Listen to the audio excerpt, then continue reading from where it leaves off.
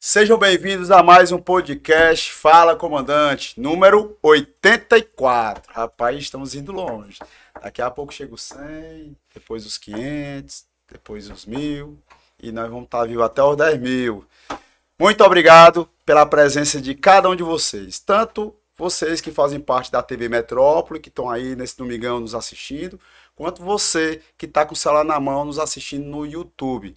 E eu aproveito e peço para que você curtir, compartilhar, comentar, mas principalmente você precisa acionar o sininho, você precisa estar inscrito no nosso canal para você ser notificado e receber esse conteúdo de alto nível com pessoas inspiradoras que trazem histórias diferenciadas.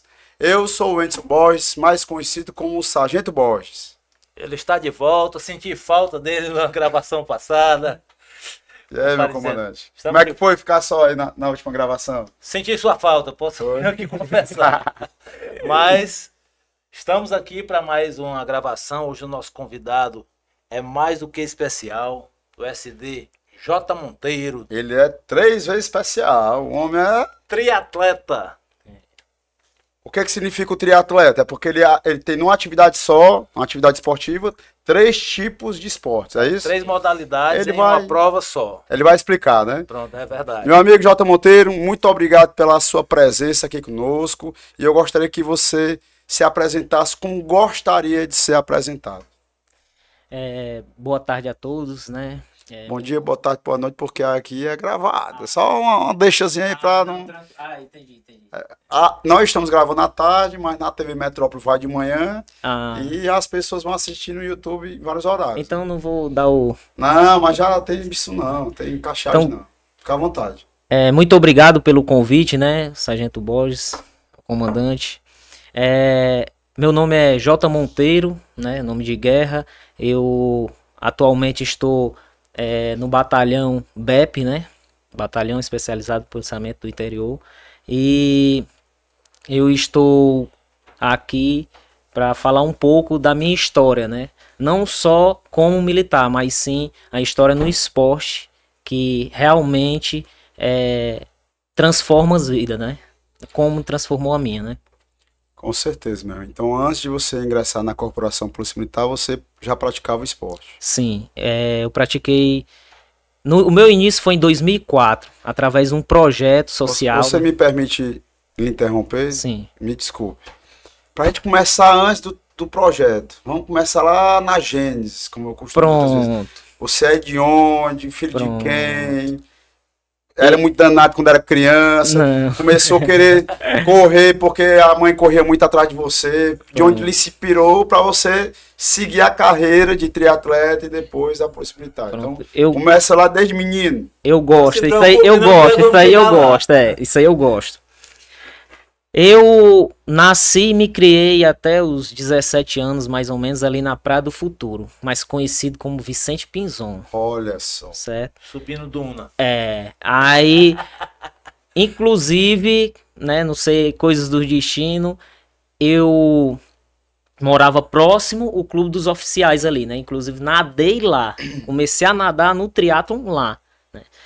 E minha mãe... Meu pai se separou da minha mãe muito... Eu era muito novo, né? Somos 3 irmãos lá em casa. Eu sou o mais novo. Quando meu pai saiu dentro de casa, eu tinha 9 anos de idade. E aí, minha mãe nos criou...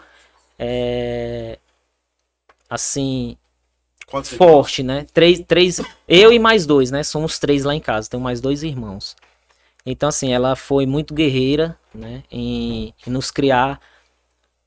porque não é fácil, né, você ser mãe solteira, mas ela sempre nos ensinou uma coisa, que a vida ela nunca vai ser fácil, certo? Para quem quer vencer, nunca vai ser fácil, sempre você tem que batalhar, tem que lutar.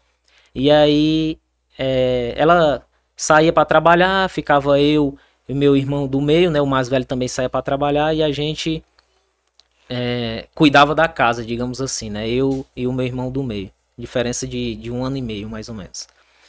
E aí, um certo dia, certo? Ali, né? Eu morava na Vicente Pison ali, estudava no Colégio Deputado, Manuel Rodrigues, né? Que é próximo.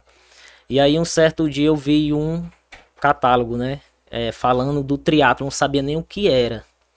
Só que minha mãe, ela falava que eu tinha que fazer algo à tarde. Eu estudava de manhã e algo à tarde, para quê? Para preencher, né, o vazio, né? Aquele tempo ali que a gente ficava, às vezes ia jogar bola.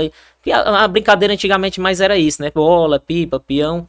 Então ela não queria que nós fôssemos pra rua, né? Então ela disse, você tem que fazer alguma coisa, algum esporte e tudo, tem que colocar você em algum projeto. E aí nessa situação eu vi um catálogo na escola falando do triatlo, não sabia nem o que era. Mas fizeram propagandazinha enganosa, toda criança há 20 anos atrás, 25 anos atrás, queria ser jogador de futebol, né? Verdade. E aí todo mundo dizia o quê? Não, lá vai ter futebol, lá vai ter futebol. E aí onde é? No clube dos oficiais. Aí como tinha um campo, aí eu disse, então pronto, então eu vou. E aí foi a propaganda. Do futebol. A propagandazinha enganosa. Aí chegamos lá, aí tinha um projeto, aí teve um rapaz lá, o Marcelo, né, que era o diretor do núcleo, ele explicou mais ou menos, né, o que era o triatlon, era natação, ciclismo e corrida. Aí o que foi que eu gostei, porque ele disse, vocês vão tomar banho de piscina, né, ele disse, vocês vão tomar banho de piscina. Então, naquele tempo difícil, ninguém tomava, então eu peguei isso aí, então vou ficar por aqui, esperar esse futebol, né, mas vamos tomar banho de piscina. Tava pensando só no lazer, no futebol, no lazer. Tomar banho de piscina. Aí ele falou, vai ter umas bicicletas, vai ter a bicicleta no projeto, vocês vão pedalar, vocês vão ganhar tênis, vocês vão ganhar uma cesta básica mensal. Então isso aí foi só agregando, né, pra mim e querendo. Então eu comecei, quando eu fiz o teste, eu passei o nado de lagoa, né, aquele nado cabeça fora d'água. E aí como era... meu até hoje. Pronto. Como não era tão competitivo, porque lá eram 120 atletas, 60 de manhã e 60 à tarde. Então eu consegui entrar, né, foram 2 testes, foi a natação e a corrida. E aí eles fizeram o teste e eu consegui entrar. Não que tu tivesse não que feito essa cocada isso, toda. Justo. Não que eu tivesse, mas eu consegui ali, digamos, fazer o mínimo, né? Pra poder entrar. Tava entre os 60. Entre os 60. Aí assim, aí pronto, aí comecei a treinar dia 2 de março de 2004. Rapaz, vamos lembrar até a data. Lembro. Foi marcante. Foi marcante. E foi marcante a primeira prova e eu vou chegar lá. E não foi triatlon, viu? Foi corrida.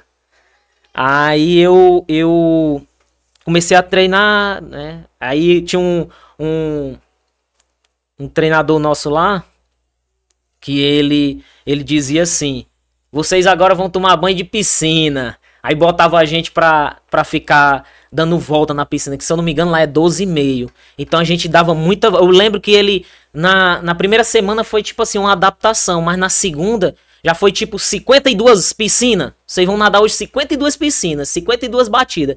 Meu amigo, era coisa de louco. Então assim, nós fomos fazendo volume, ele foi aplicando a técnica, foi explicando e tudo, cabeça dentro d'água, respiração bilateral, e aí a gente foi encaixando e conseguimos desenvolver, né, uma técnica boa.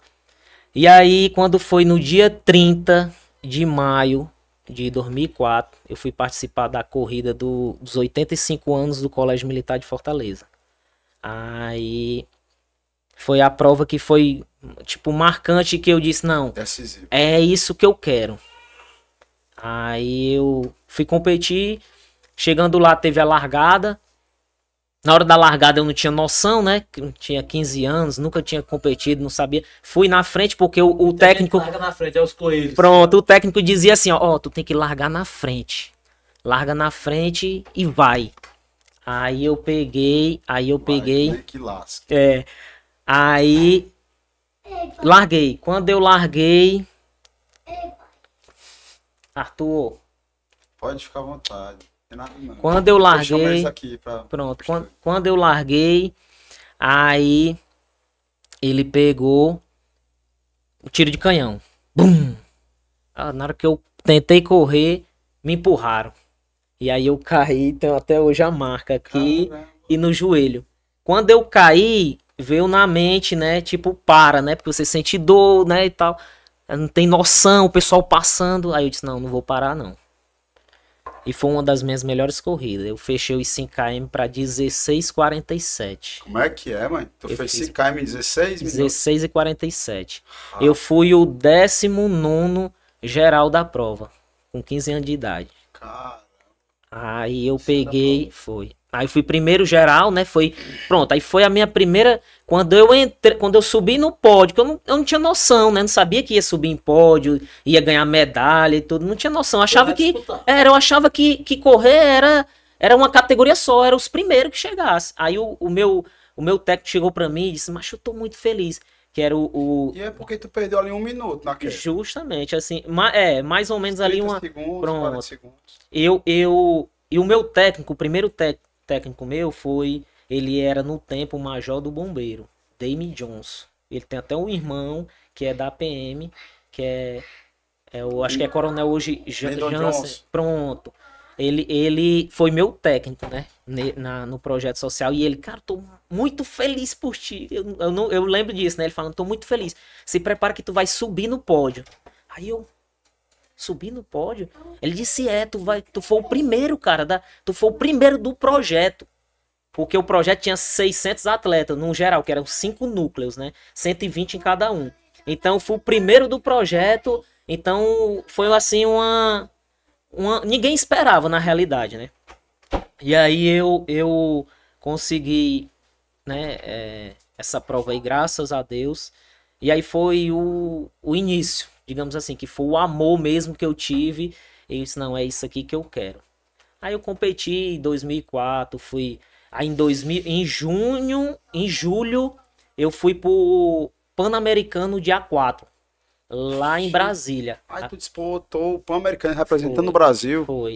Foi lá em Brasília, eu fui... A federação nos levou, né? A federação nos levou, tudo pago, né? No tempo, eu ainda lembro mais ou menos, era a última gestão do prefeito Juracy no tempo, né? E aí nos levou... Foi a prefeitura que bancou. Bancou. Quantos anos você tinha? Eu tinha 15 anos. E aí a prefeitura bancava mesmo valendo. E aí viajei, a minha primeira viagem de avião, né? Tive esse privilégio, o esporte me deu, né? Eu tinha 15 anos de idade, não tinha nem noção de um dia... tipo assim, eu saí da bolha, digamos assim, né? Morar numa favela, não tinha noção do mundo em si. E aí eu encaixei, né? Encaixou o esporte fez isso na minha vida, né? Nesse sentido. E aí eu viajei para Brasília, passei lá, acho que não lembro muito bem, mais uns 8 a 10 dias mais ou menos. Porque teve um tempo de adaptação e tal. E aí fui participar do Pan-Americano. E aí o Pan-Americano eu fui segundo da minha categoria, né? Lá fui vice-campeão. Perdi para um rapaz, se eu não me engano, era argentino lá. Aí assim, em poucos meses de treino, né? Digamos assim, né? Poucos meses de treino. Aí eu peguei e acabei assim. Foi muito gratificante, digamos assim, né? Eu tenho até hoje eu tenho um apreço, né, pela Dona Fátima, pela filha dela, a Tessia, que até hoje ela ainda é presidente da federação. Eu tenho um apreço muito grande por eles, porque através, né, deles, eles me deram essa oportunidade, né? E não só no Pan-Americano, aí eu fui Lá a Tessia conversou comigo, que é a filha da dona Fátima, né? Josnaldo, isso a competição foi numa sexta, se eu não me engano. Aí no domingo tinha o Sul-Americano de triatlo, né? Que o aquatlon era corrida, natação e corrida. Aí esse que eu fui vice-campeão. E no domingo teve o Sul-Americano de triatlo.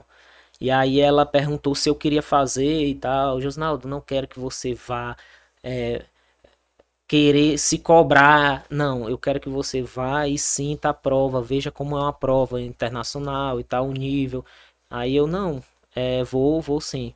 E aí eu fiz, se eu não me engano, eu terminei em 13º na categoria, o triatlo. E podia, mesmo não ter tido inscrição? Não, ela me inscreveu, né? No caso, ela me inscreveu lá, porque a inscrição, se eu não me engano, era lá mesmo, né? E eu acho que, se eu não me engano, foi na sexta. Foi 2 dias antes ela conseguiu me inscrever para fazer essa prova.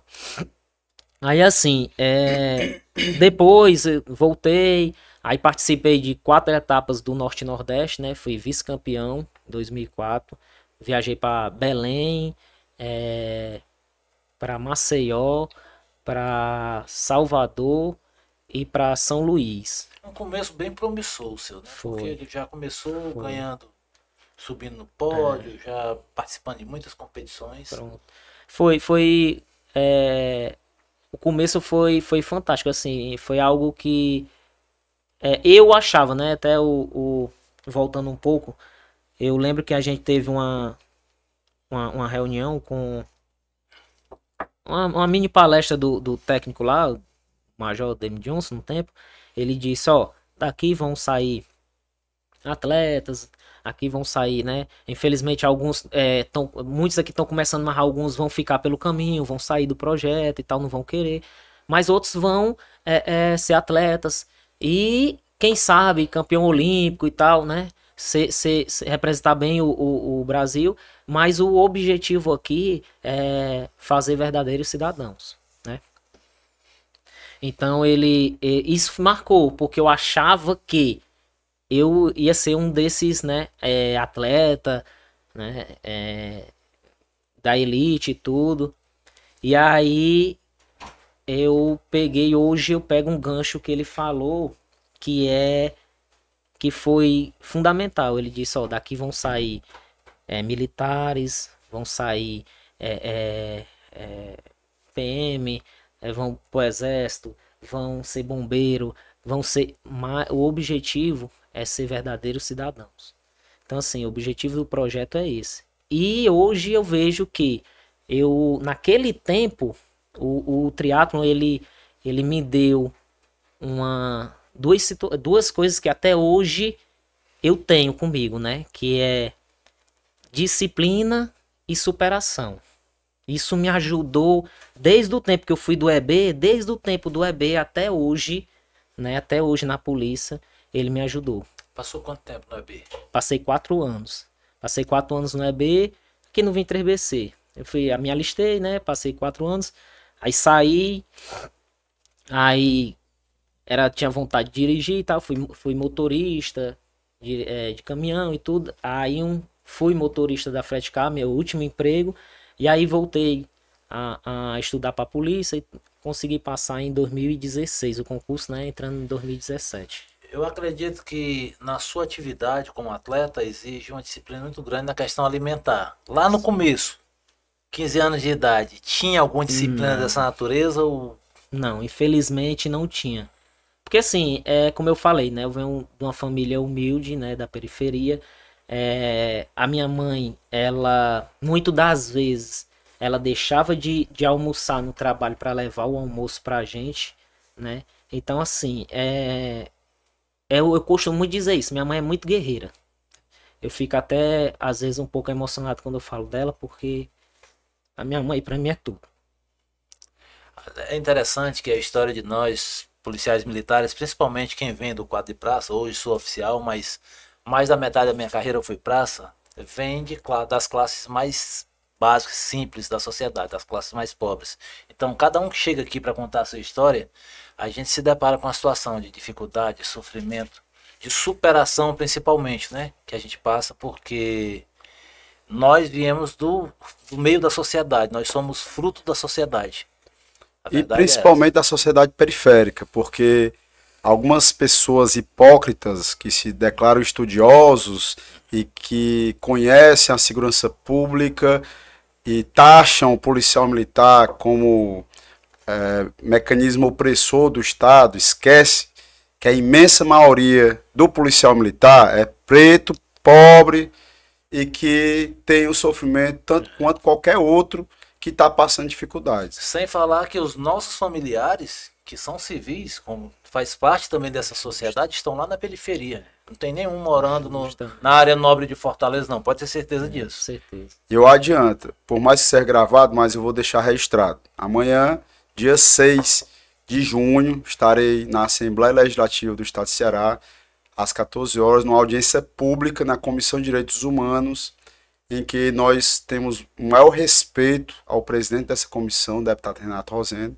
mas eu vou citar um caso em que aquela comissão e outros defensores dos direitos humanos, eles foram diretamente numa ocorrência policial contra o ser humano policial militar, acusando de ter cometido um homicídio, sendo que ele se utilizou das suas excludentes de ilicitude, da legítima defesa, do estrito cumprimento do dever legal, e que tratou aquele policial militar, aquele ser humano, como uma máquina do Estado, para que recompensasse a família do criminoso que se declarou vítima, como se aquele cidadão fardado, trabalhador fardado, não tivesse família e ele também não tivesse sentimentos e ele estivesse simplesmente na rua em serviço para matar. Quem é que sai para trabalhar com o objetivo de matar outra pessoa, meu Deus do céu? Não tem esse ser humano, a não ser que ele seja um psicopata, que não é o caso nem desse caso concreto e nem de 100% do policial militar do Ceará e do Brasil. Então, quando alguém declara que, em razão de determinadas circunstâncias, numa ocorrência policial, num combate, o policial militar, ele se utiliza da ferramenta necessária, que é a arma, para poder se defender e defender outrem, e essa outra pessoa que está no conflito morreu, ele pagou o preço. Certeza. E aí ficam declarando que morreu mais um pobre, negro, da periferia, e o policial não vem de lá também. E aí, Jota Monteiro, assim, para não perder o time, e tem que pegar ainda a sua emoção. Qual foi o caso mais emblemático que tem na sua memória, que lhe faz relembrar da sua mãe, das dificuldades que você passou? Você está falando de superação, mas teve momentos que você, e seus irmãos, e sua mãe, como você acabou de relatar, que ela teve que trazer a marmita do trabalho para casa para compartilhar com vocês. Então, de fato, vocês passaram necessidade. E em razão disso, o que lhe traz assim de imediato, sem pensar, que você tem um retrato e que você gostaria de compartilhar conosco e que você vai sempre trazer como exemplo para os seus filhos do que você e sua família passou naquela época. Eu lá em casa, só voltando lá em casa, a minha filha Isabela, eu sempre conto para ela, que ela é a maiorzinha, eu digo, ó, hoje você tem o privilégio de ter café, almoço, janta, certo?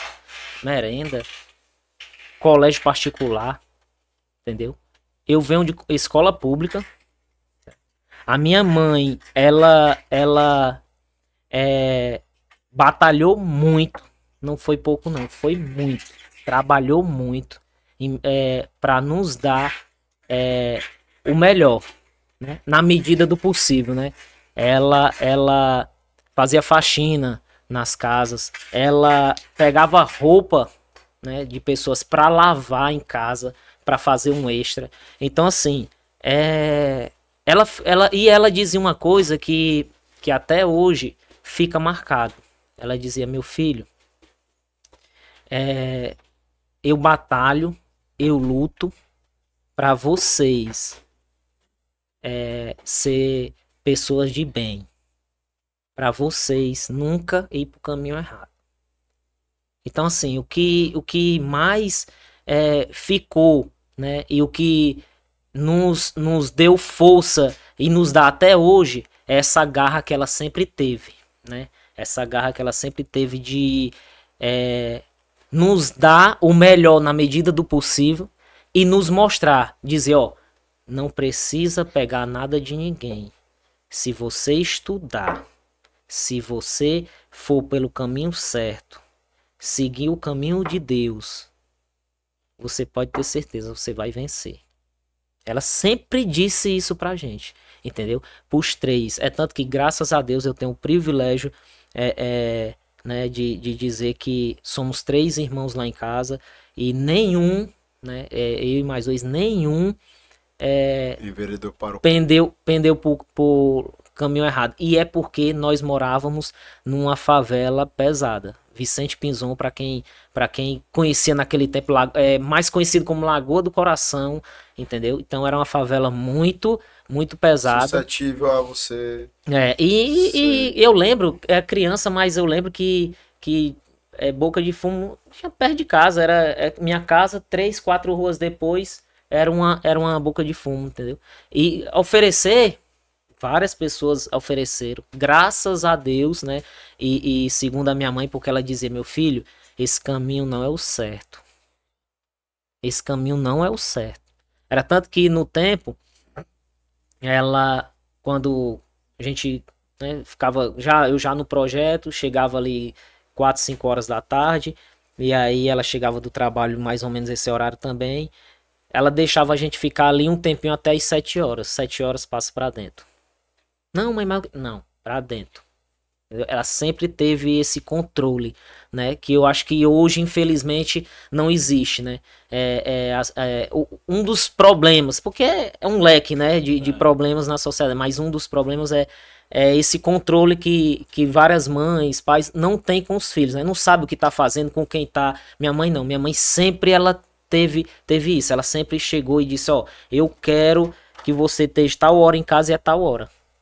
Ela só chamava uma vez. Ela dizia: ó, Josinaldo, pra dentro. Era só uma vez. Tinha amigos, digamos assim, né? Que eles diziam assim: tu obedece tua mãe, não sei o quê. Tu obedece teu irmão, que o meu irmão era mais velho e eu tinha ele como um pai, né? Tu obedece teu irmão. Sim. Às vezes, aí eu comentava com a mãe: isso não são seus amigos, né? Não são seus amigos. E isso é vergonhoso, você desobedecer sua mãe, você obedecer sua mãe, é vergonhoso você desobedecer, né? Aí sim, mas obedecer, isso é natural, isso é normal. É o certo, né? Eu vendo e ouvindo o depoimento do J. Monteiro, consigo perceber a importância do podcast Fala Comandante. Trazer a vida real de um policial, as origens de um policial, as dificuldades que nós passamos lá na infância, adolescência, para hoje estarmos como policial militar. E ao mesmo tempo, uma mensagem, né, para a sociedade, principalmente para a população das classes mais baixas, de onde a gente veio, que quem está lá, ele pode num futuro próximo, né, ser um policial militar, bombeiro militar, tá em qualquer uma outra profissão, que não é porque ele mora numa área vulnerável que ele tem que tender para o crime. Então é um exemplo maior. Eu vejo a importância desse programa de trazer essas histórias da vida real dos profissionais de segurança pública e mostrar para a sociedade que existe solução. Eu só pegando o gancho, eu costumo muito dizer que para muitos, né, quando eu falo um pouco da minha história, eu digo, se a gente vê num cenário, for olhar de fora, meus irmãos tinha tudo para ser bandido. Pai não era presente. A mãe passava o dia trabalhando. Eu estudava de manhã, quando chegava à tarde não tinha nada para fazer. E aí volto à situação de como o esporte é importante na vida, né, da criança, do adolescente, né? E aí eu peguei E sempre digo isso, eu pego e sempre digo isso, que nós temos que ter um certo cuidado, né? Um certo cuidado com as crianças no sentido de investir um pouco mais no esporte, né? Porque o esporte, lógico que primeiro a minha mãe, ela me educou de forma, mas o esporte ele me fez sair da bolha, me fez entender que a vida não se resumia só ali na periferia, né? Eu poderia chegar longe, né? E aí... Uma pergunta. Com 15 anos você se tornou atleta. Desse período até você ingressar na Polícia Militar, sempre foi atleta? Sempre esteve competindo? Ou teve que se afastar por algum período, por algum motivo? Pronto. Aí, 2004, competi até 2007. É uma coisa interessante. Em 2007, a minha última prova foi na Bahia. Foi o circuito Sesc que tinha. Aí eu fui primeiro colocado, ganhei, tinha premiação em dinheiro, ganhei R$500. Aí eu me lembro como se fosse hoje, em 2007. Quando eu cheguei, eu tirei minha habilitação, categoria B. Sempre tive vontade de dirigir, né? Eu tinha um tio que era caminhoneiro, então sempre eu tive essa vontade também. E aí eu tirei minha habilitação em 2007, eu me lembro como se fosse hoje, R$450. E R$50 eu fui sair para comer uma pizza.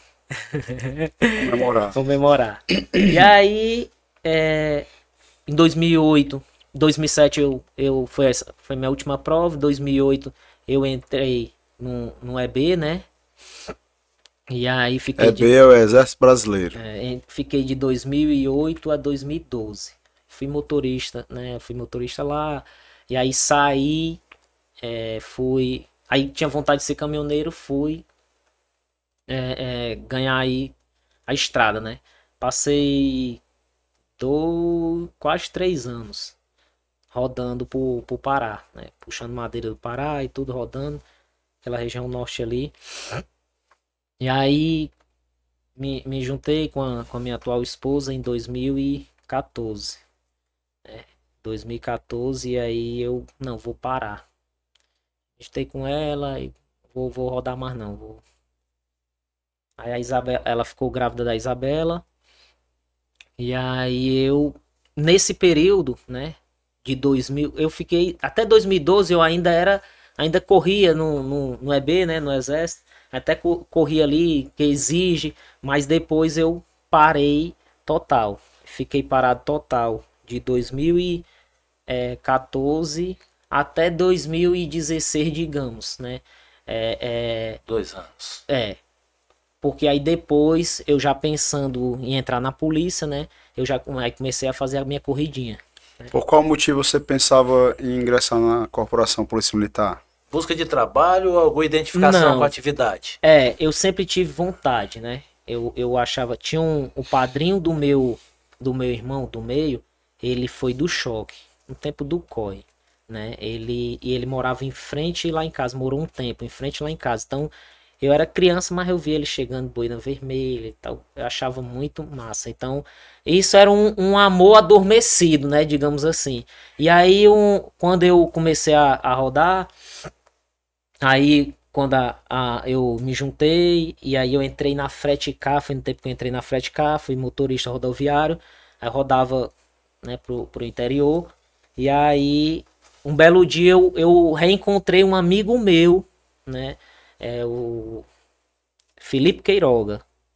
A gente fez triatlon junto. Nós se conhecemos na viagem de Brasília. Competições, né? Isso. E aí ele morava na Barra. Ele era que fazia parte de um dos núcleos.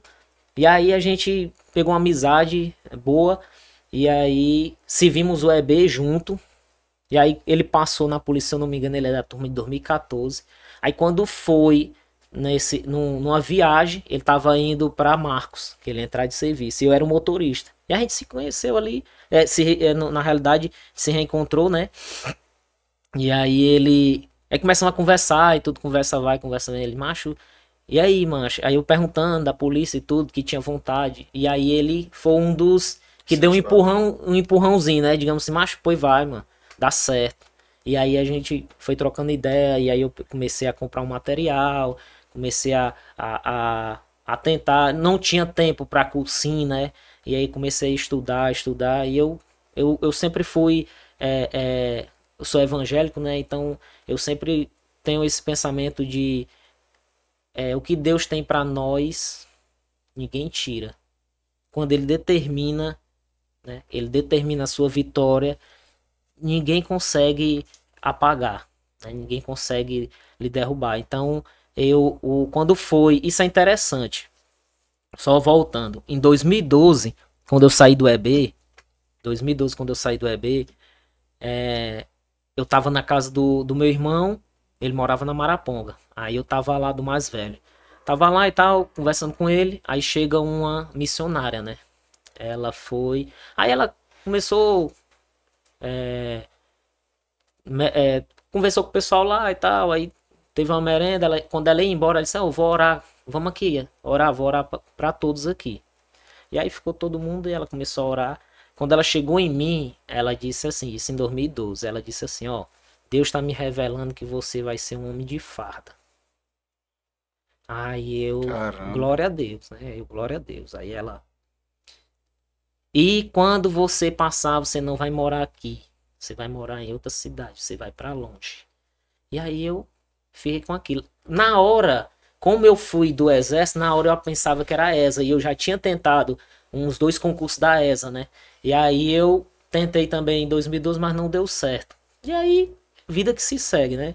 Aí foi... Aí, quando o Queiroga conversou comigo, me incentivou, e aí eu comecei a estudar, tava videoaula, né? No pendrive, na caixinha de som, e ficava ouvindo e dirigindo, e aqui, indo embora, fazendo a minha viagem. Chegava e ia fazer as questões, né? Então, foi do jeito que dava, só que já estava determinado pelo Senhor, né?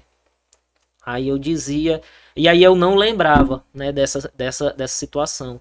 Eu já tinha passado isso em 2016, já estava estudando, né? 2015 para 2016 estava estudando. E aí eu não lembrava, né? Aí comecei a estudar e pedia muito a Deus. Senhor, eu sei que se for da tua vontade eu vou passar.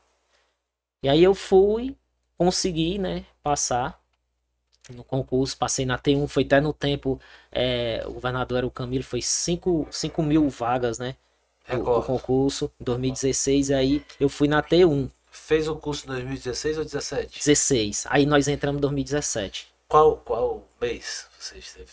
Não lembro mais. Que eu ingressei, né, ingressei em 2017, dia 10 de outubro. Então o curso foi lá no meio do ano, no começo isso, maio. Foi em maio. Foi em maio. Começou, eu lembro que eu me desliguei. Então a gente se encontrou pela ESP ainda. Eu estava fazendo CHU em 2016. Eu estava calculando aqui, né? Pois é, eu na realidade eu não fiz na ESP. Eu fiz na PRE. No BPRE, isso. Tá porque eu tava morando ali na Maraponga, então eu optei pra ir mais próximo, né? Ficar mais próximo. Aí... A PRE eu cheguei lá em 2017, no começo de 2017. 2017. Já tinha terminado. Tinha terminado. Aí pronto, aí eu entrei, né?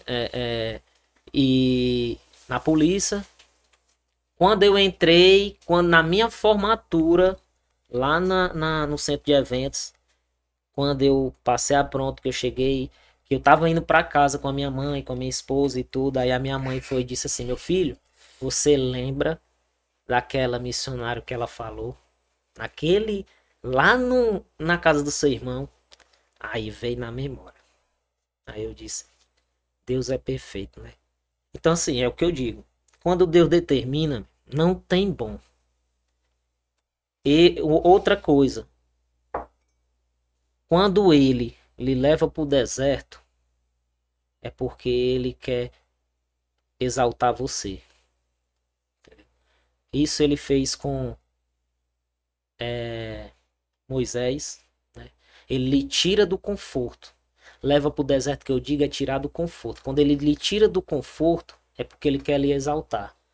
E a gente, nós como militares, nós sabemos que vai fazer curso operacional, a carcaça ela sempre quer conforto, ela não quer sair do conforto, né?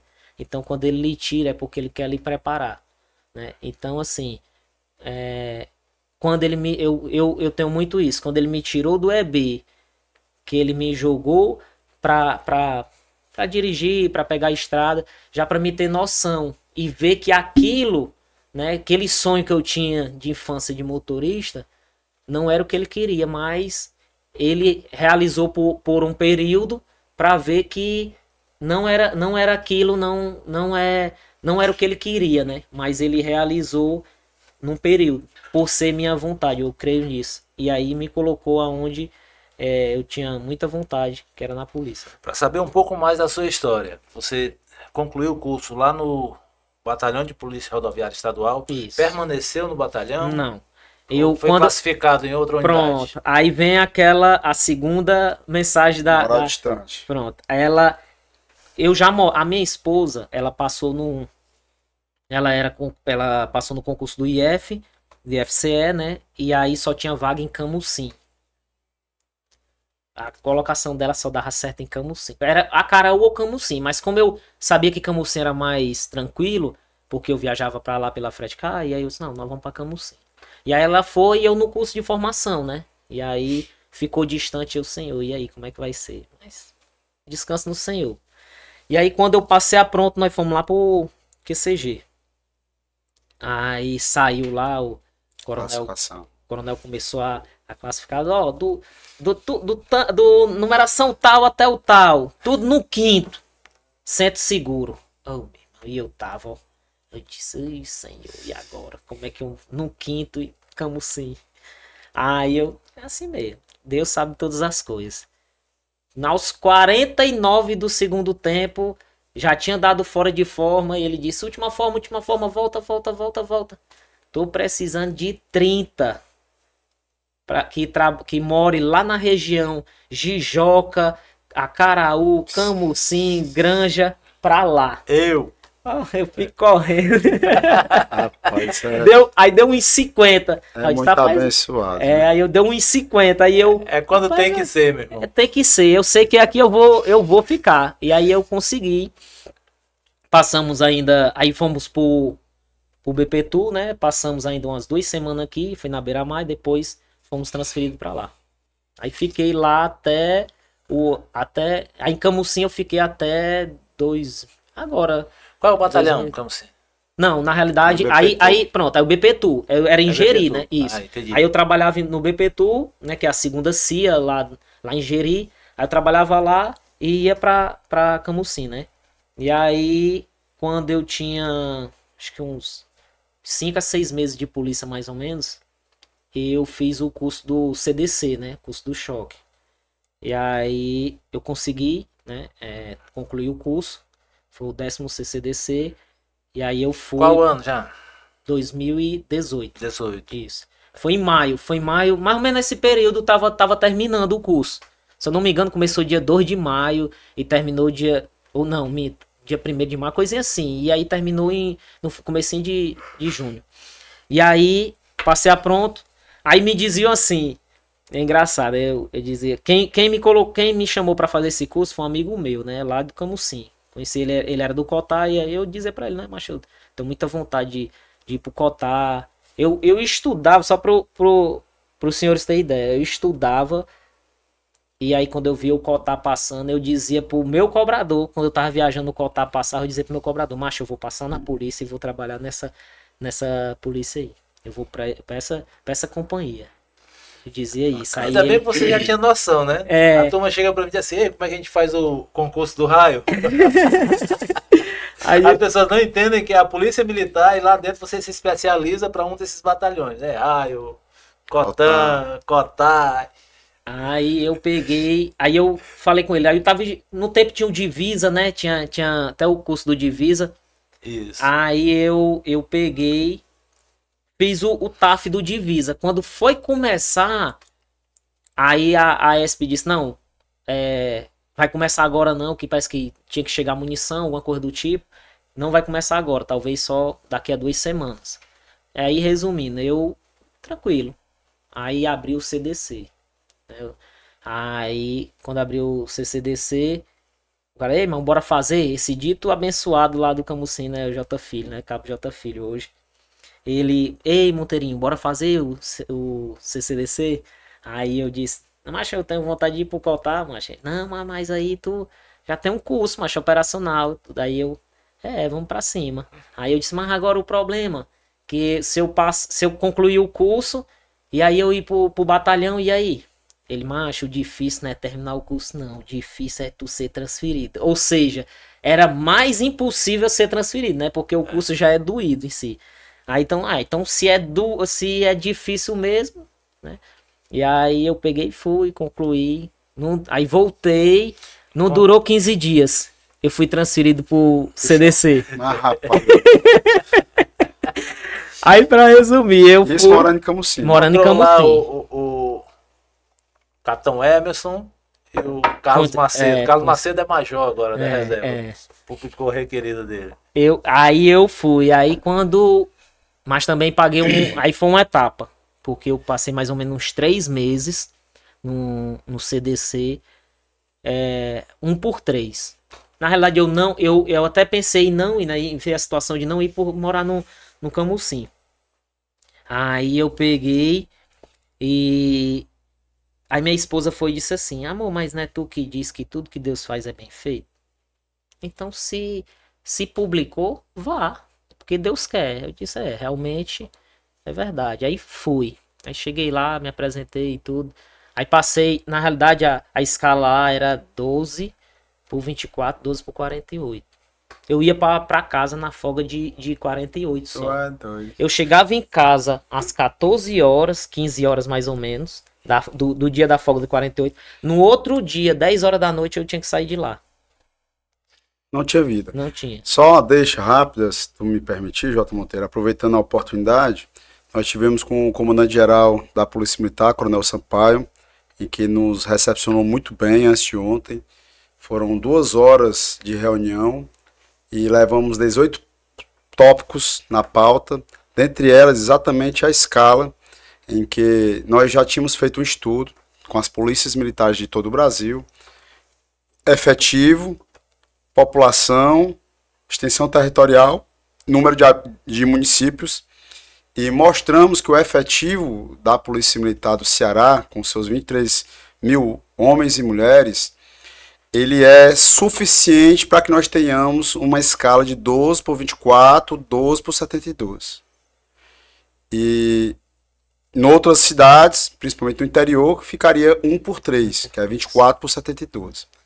E ele recepcionou muito bem, porque o atual comandante-geral tem 30 anos de rua, inclusive foi do choque, é uma pessoa que, de fato, tem condições, tem legitimidade de sentir a nossa dor, especialmente quem é da motorizada, sabe o quanto é difícil, seja tendo uma distância grande como você tinha quando você morava em Camusim, trabalhando em Fortaleza, ou até mesmo quem mora na região metropolitana.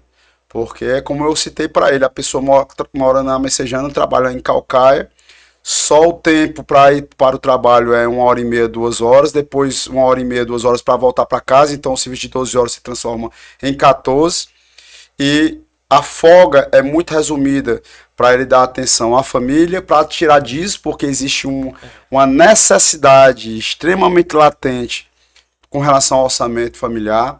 Então, o complemento é feito por dízimo, que se você não sabe o que é dízimo, é a hora extra. Então, na pouca folga que o policial militar do Ceará tem, ele se obriga, ele não vai trabalhar mais porque quer, porque ele gosta simplesmente de se sacrificar a sua vida e o seu tempo, mas é porque ele está numa situação delicada salarial, né? O soldado, você é soldado, não está tão ruim no cenário nordestino, porque o salário do soldado é o melhor do Nordeste, porém o cabo, o 3º sargento, o 2º sargento, o 1º sargento, o subtenente, o 2º tenente, o 1º tenente, o capitão, tá péssimo. O major já tá um pouquinho melhor, viu? Que isso, rapaz. Aí, quando desconta imposto de renda e previdência não sobra. Mas aí quem ganha muito tem que ter desconto alto, né? Mas em resumo, trazendo especificamente com relação à escala, como eu disse para o Coronel Sampaio, não compete a ele melhorar a nossa carreira no que diz respeito a salário, que é a nossa pauta 01, que é o escalonamento vertical, que é uma obrigação que a Lei Orgânica Nacional das PMs e BMs impõe aos estados. Obviamente que a proporcionalidade fica a cargo do governo, mas nós já fizemos um estudo do impacto financeiro a respeito desse escalonamento vertical na carreira. Porém, o comandante-geral da Polícia Militar, ele pode deixar o seu legado. E ele pode, sim, modificar a escala, dando uma maior dignidade ao policial militar para, na necessidade de tirar disso, ele tirar, mas também ele ter tempo com a sua família e de resolver os problemas do cotidiano. Então, com essa escala infeliz de 12,24 a 2,48, o policial militar ele se cansa, porque a motorizada, diferentemente de outras corporações, né, eu não estou aqui falando mal, mas as outras corporações, muitas vezes você não tem o sobrepeso que tem um policial militar, a obrigatoriedade de estar em diligências, em ostensividade, ou seja, mesmo não tendo ocorrência, você está se desgastando fisicamente e mentalmente.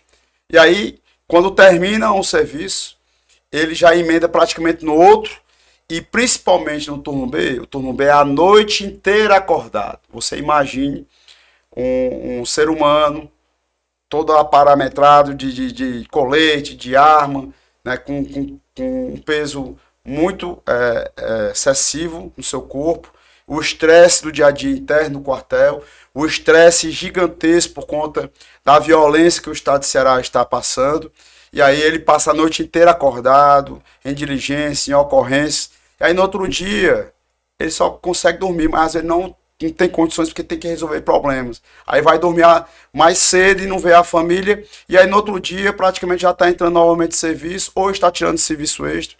Enfim, né, é algo extremamente dramático o que vive o policial militar da motorizada hoje no Ceará, e percebi nos olhos do comandante-geral, Coronel Sampaio, que ele tem essa sensibilidade, ele tem empatia, e espero que o senhor deixe esse legado, Coronel Sampaio, para que a gente possa mudar a escala da Polícia Militar do Ceará, e o senhor realmente vai fazer história se conseguir esse feito. Então, gostaria de deixar esse registro, porque a gente tem esperança, e aí eu costumo falar de esperança, mas não é esperança de ficar sentado esperando. É do verbo esperançar, de dialogar, de buscar sempre a melhoria para a nossa categoria. E quando nós enxergamos lideranças que estão na cúpula da segurança pública, igual o Coronel Sampaio, que é sensível à nossa causa, porque ele sentiu na pele, a gente acredita que isso pode mudar. Então, peço desculpa aí pela parte, J. Monteiro, porque é importante a gente deixar alguns recados. Eu sei que a escala do Cotá hoje está 5/10. Não, tá 6/12. 6/12, né? Mas é 6 dias cruel, né? Não é brincadeira não. Alguma ocorrência simbólica durante esse tempo de polícia? Aquela que marcou até então, marcou a sua carreira? Tive uma ocorrência em Sobral. Eu trabalhei no Cotá, eu trabalhei muitos anos na região ali, Sobral. Região norte do estado. Sobral e Itarema. Não, foi mais pra cá. Crateús eu tirei uns 4 serviços mais ou menos, porque eu tô no Cotá desde 2018. Aí, eu só para concluir, eu vou falar dessa parte. Aí eu passei 3 meses no CDC, aí o coronel, no tempo, né, foi até para reserva já, mas no tempo Major F. Holanda era o comandante do CDC, né, e aí ele me ajudou muito, né, no sentido de que quando eu conversei com ele, passei uns 3 meses ainda nessa escala, e aí eu conversei com ele, né, qual era a possibilidade de ele, né, me indicar para mim pro Cotá, porque tava apertado e tudo, tava ruim, tudo. Aí ele foi e disse, não tem nenhum problema não. É tanto que muitos diziam que ele não ia deixar, e ele foi o que me ajudou.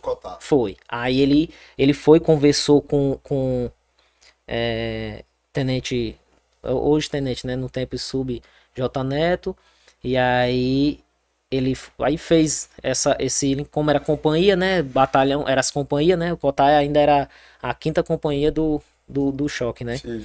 Aí foi interno, eu fui transferido.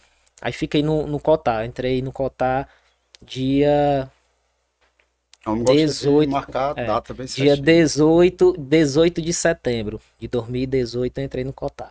Dia 20 eu viajei. Minha primeira viagem. Aí eu entrei no Cotá em 2019. 2019 teve o 6º Cotá, né? Que é até do Sargento Augusto. E aí, o mesmo o teu, 06, é o 06. E aí eu fiz, né, o curso do Cotá, estando no Cotá, e trabalhei muito na região, trabalhei muito na região norte ali, né? E uma ocorrência que marcou foi, uma vez eu tava até com o Sargento Augusto também. Ele era o subcomandante da patrulha. O comandante era o Sargento Gutenberg.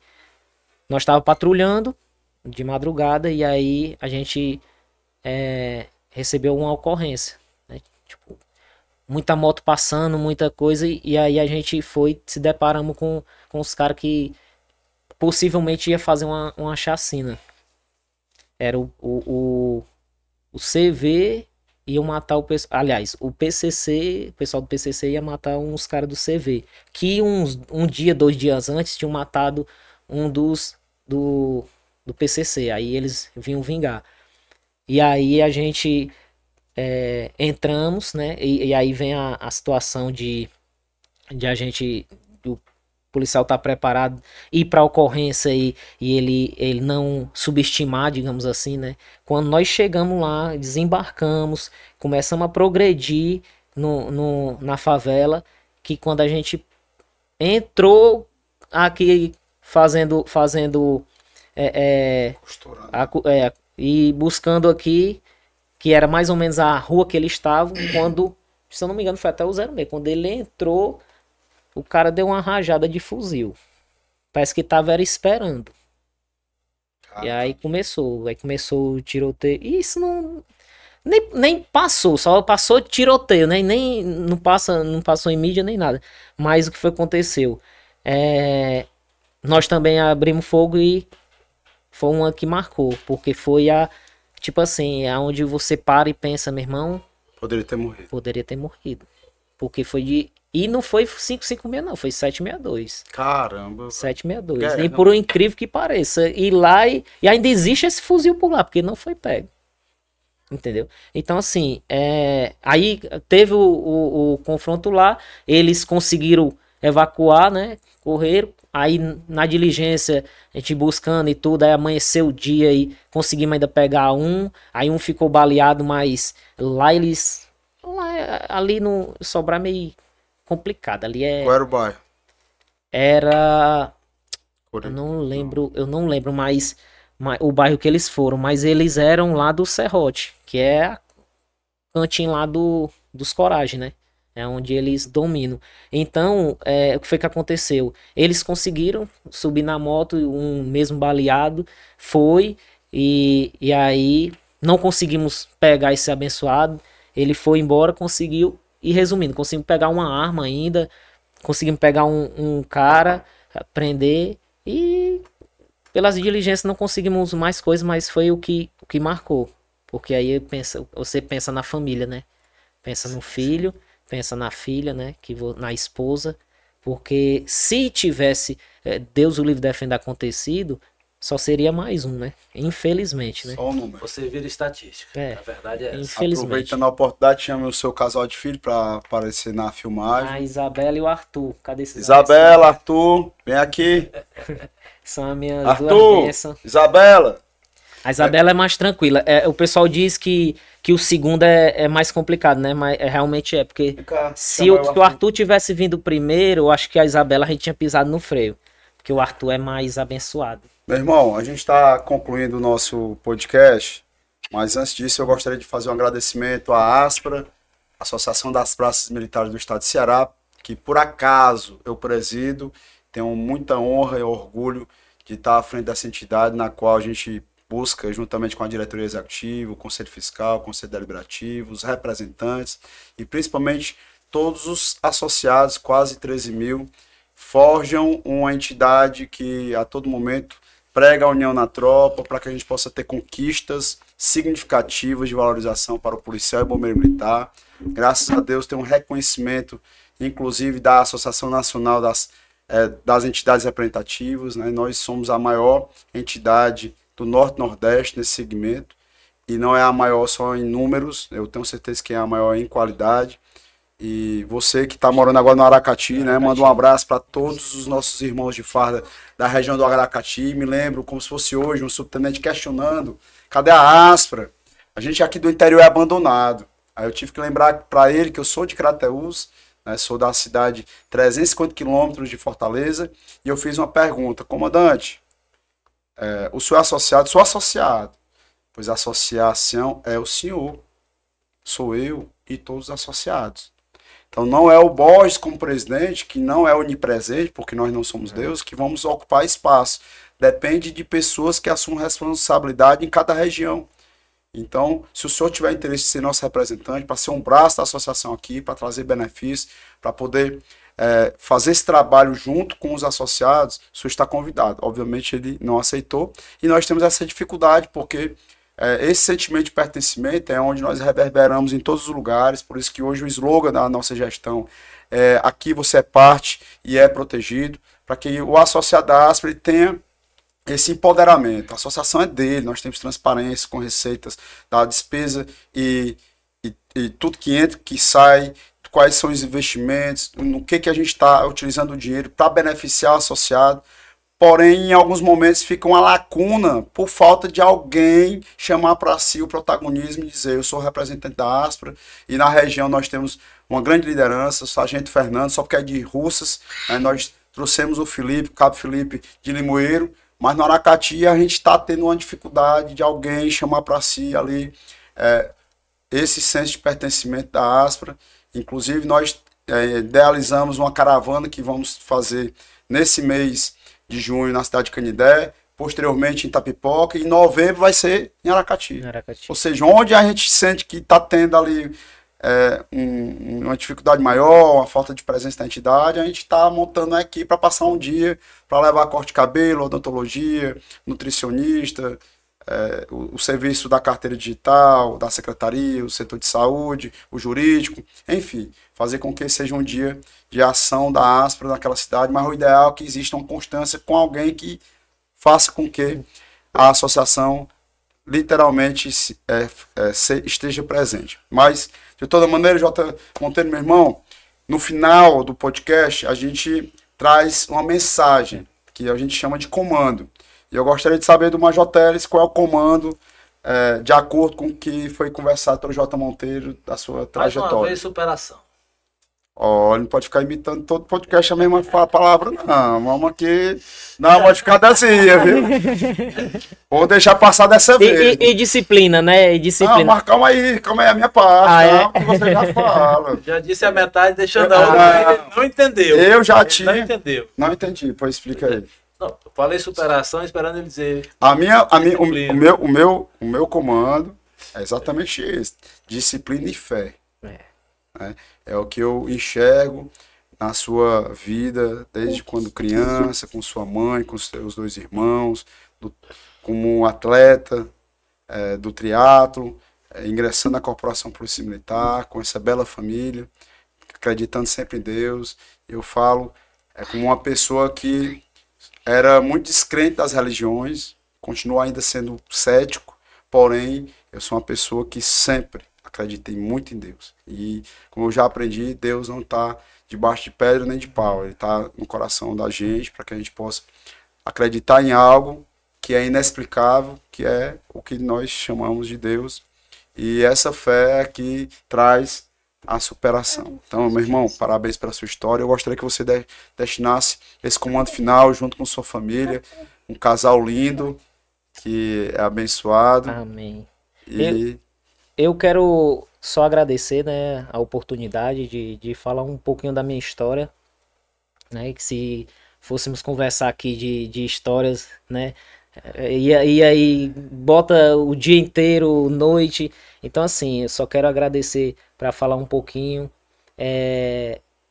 e deixar não só para a tropa em si, mas para a sociedade, né, que nós temos que ter disciplina, né?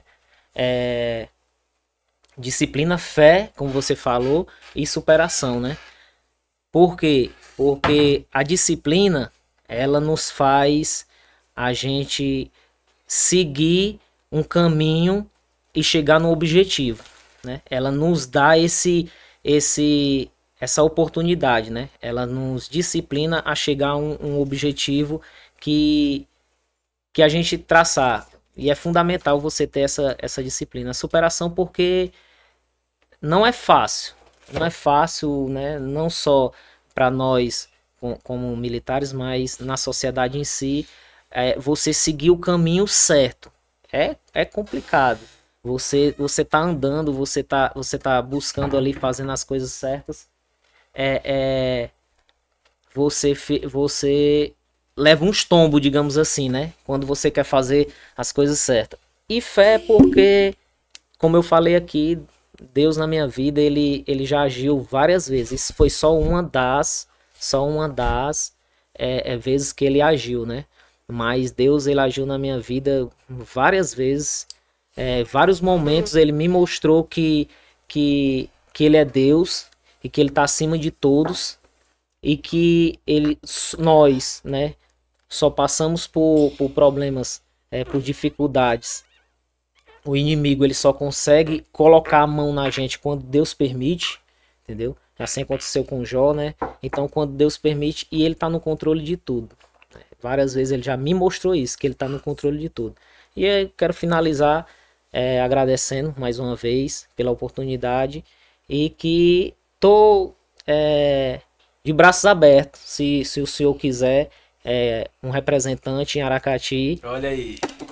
Eu tô disponível, né? Apesar de né, triatlo, família e tudo, muitas mas eu crio um espaço assim porque eu acredito muito no trabalho da Aspra, não é porque eu tô na sua frente não, mas eu sou associado desde o início, desde a PRE, quando eu tava lá, eu sou associado, porque eu acredito que no trabalho, né, da associação no geral, porque não é só judiciário, não é só um lazer, mas sim é uma família, né? Quando você precisa, eu particularmente necessito, quando eu venho aqui, fico no hotel, fui várias vezes já no clube levando esses abençoados, toda a vida eles ficam. Esse daqui já disse, pai, eu quero morar no hotel da Aspra, pai. Então assim, quero agradecer mais uma vez e finalizar, né, nessa deixa aqui, de que estou disponível para ajudar, de coração mesmo, porque eu acredito no trabalho importante que a associação vem fazendo no estado do Ceará. Rapaz, lembrando que tá gravado. Não. Então, a sua palavra vai mais com assinatura e ainda mais filmado. Fica aqui o meu agradecimento pela sua confiança, Jota Monteiro, na associação que somos nós. E como você falou, é uma família, então eu sempre prego muito a irmandade, porque a associação tem uma finalidade, desde a sua fundação, de ajuda mútua dos seus irmãos. Então nós estamos aqui para estar servindo um ao outro, se protegendo, e às vezes algumas pessoas não compreendem algumas peculiaridades que inevitavelmente tem que ter regras, porque senão a minha vontade sobressai a sua e assim sucessivamente. Então tem que ter um parâmetro, porém a finalidade, a premissa da associação, de fato, é ter essa irmandade. E fico muito feliz de você querer assumir essa missão. A gente depois tem que só avaliar, porque você é lotado no COTAR. Normalmente a representação é por unidade, mas independente de você estar no COTAR, você mora no Aracati, e eu tenho certeza absoluta que Deus, ele só entrega a responsabilidade para quem tem a capacidade de gerir o seu tempo e estar sempre com atividades prósperas. O que eu quero dizer com isso? Aquela pessoa que alega assim, eu não tenho tempo para cumprir o papel de servir, porque eu já trabalho, eu já tenho uma empresa, ou eu já estou fazendo isso. Essa pessoa, ela tem uma lacuna, porque se você não está aqui para servir, você não serve para nada. Nossa missão é servir. Como policial militar, mas muitas vezes, por ser remunerado, você serve de mau gosto. Não é todos, mas alguns, seja na polícia ou em qualquer profissão.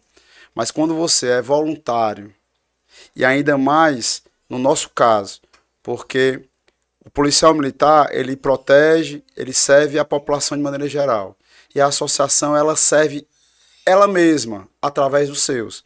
Então, eu estou servindo quem protege, ou seja, eu protejo quem está protegendo a sociedade. Então, nós, como policiais militares e bombeiros militares que fazemos parte da ASPRA, nós temos dupla missão, porque nós não deixamos de ser associados, nós não deixamos de ser militares. E às vezes as pessoas, elas criam mentalmente aquela coisa, a associação lá de Fortaleza, vocês da associação, o presidente, não, eu sou associado.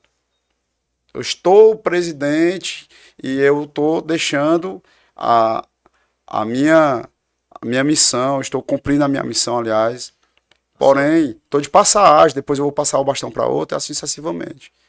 E aí, quem assume a responsabilidade de ser representante do conselho ou da diretoria, ele tem que compreender que ele é voluntário. E se ele se voluntariou, ele assume a responsabilidade, ele cumpre realmente a missão. Não é porque o tempo é pouco, mas do dia a dia de serviço. Você está com o celular na mão, às vezes você pode ajudar uma pessoa. Você não precisa estar ali a todo momento distante, né, da sua família. Diferentemente de mim, que eu tive que sair de Crateús, sair de uma casa de 330 metros quadrados para um apartamento de 40 e poucos metros quadrados, apertamento, na verdade. E aí, situações diversas que eu não vou mencionar no aspecto pessoal que a gente sofre. Porém, eu me sinto tão realizado, eu me sinto tão satisfeito de fazer o que eu faço, que não tem preço, não tem sacrifício nenhum. Então, fica aí a deixa para nessa semana, um diretor vai entrar em contato contigo para a gente fazer o alinhamento, um treinamento, e depois a gente faz a nomeação. Muito obrigado, meu querido parceiro Major Teles, J. Monteiro, Arthur e Isabela. Obrigado pela participação de vocês dois também. E a vocês que estão conosco até agora, muito obrigado. Não deixa de no canal do YouTube você se inscrever, acionar o sininho para você receber as notificações. E também a todos vocês da TV Metrópole, gratidão pela audiência. Várias pessoas me abordam e comentam que assistem o podcast. Depois eu tenho que ver aqui no grupo que eu coloquei o nome de 2 pessoas, eu não mencionei elas. Na próxima vez. Sei que o tempo está... Não, já foi, já foi, mas só parabenizar aqui ao Major Roberto Alves Tavares, ao Major Carlos Macedo e Oscar Hembrich, todos promovidos através da promoção requerida. Olha aí, viu? Muito bom. Importante isso. Parabéns, meus comandantes. Vocês foram para a reserva, mas continuam sendo lideranças, policiais militares. E nós temos o programa Clube do Veterano, para lhe acolher cada um de vocês, para que vocês possam também fazer parte esse meio da associação, onde é liderado pelo nosso subtenente Elisiano, que é uma idealização para a gente poder fazer o que a polícia e o bombeiro não faz, que é valorizar os nossos veteranos que cumpriram a missão e tem muito a oferecer ainda para a sociedade. Forte abraço a cada um de vocês, minha continência e meu respeito.